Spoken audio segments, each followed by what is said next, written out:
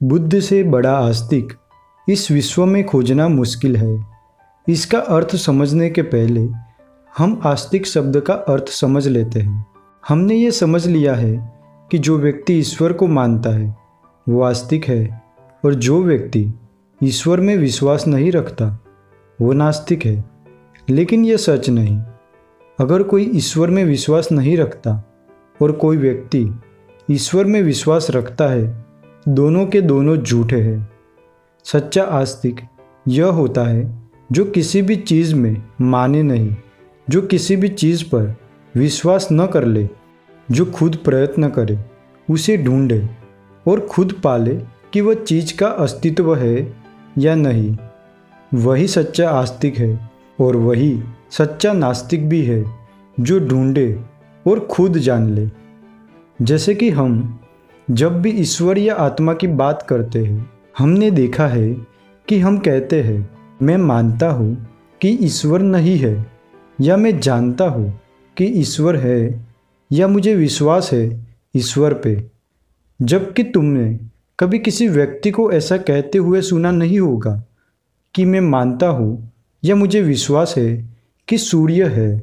नहीं, हम तो ऐसा ही कहते हैं कि सूर्य है, उसमें मानता हूँ या विश्वास है ऐसा कहने की ज़रूरत ही नहीं। मानता हूँ या विश्वास है ये शब्द दिखाते हैं कि हम जानते नहीं हैं, हम झूठे हैं, हम झूठ का सहारा ले रहे हैं। तो जो कहते हैं ईश्वर या आत्मा है और जो कहते हैं ईश्वर या आत्मा नहीं है, दोनों ही एक ही जैसे है, एक ही जगह पर है। कोई भी आगे या पीछे नहीं है, क्योंकि दोनों को नहीं पता कि सत्य क्या है। सच्चा आस्तिक और सच्चा नास्तिक तो वो होता है जो कभी भी बात को माने नहीं, जो जाने, जो विश्वास न करे, जो खुद प्रयास करके ढूंढे और सत्य को जान ले। तो इस तरह बुद्ध एक सच्चे आस्तिक थे। उन्होंने किसी भी चीज़ को माना नहीं, खुद जाना, खुद से पहचाना और अपने धम्म में भी सबको यही सिखाया कि मानो मत, जानो। जब जान लोगे तब मानना नहीं पड़ेगा, तब झूठे विश्वास का हाथ पकड़ के जिंदगी पर चलना नहीं पड़ेगा। तब जैसे सूर्य एक जीवंत सत्य है, वैसे ही यह सब भी ईश्वर, आत्मा, अनात्मा और पुनर्जन्म, ये सब भी एक जीवंत सत्य बन जाएंगे। बुद्ध ने कहा, अगर मैं भी कुछ कह रहा हूँ तो उसे मान मत लेना, खुद से जानना। तुम जानोगे तभी तुम पहुँचोगे। किसी और के शब्द सुनकर मान लेने से हमारे जीवन में कोई भी बदलाव नहीं हो सकता। जैसे मेरे वीडियोस देख के या सुनकर अगर ये मान लोगे कि ईश्वर नहीं है, अनात्मा क्या है, मृत्यु के बाद क्या होता है, और भी बहुत सी बातें अगर आप मान लोगे, फिर भी तुम अपने को पाप करने से रोक नहीं पाओगे, अपने को शांत और आनंदित नहीं बना पाओगे, क्योंकि मानना एक झूठ है। जब खुद के अनुभव से हम जानेंगे कि ईश्वर है या नहीं, आत्मा है या नहीं, पुनर्जन्म है या नहीं, तभी हमारे भीतर बदलाव आएगा। फिर हम किसी को हानि नहीं पहुंचा पाएंगे। फिर किसी को यह कहना नहीं पड़ेगा कि तुम नॉनवेज मत खाओ, करुणा को जगाओ, प्रेम से रहो। ये सब कहना नहीं पड़ेगा।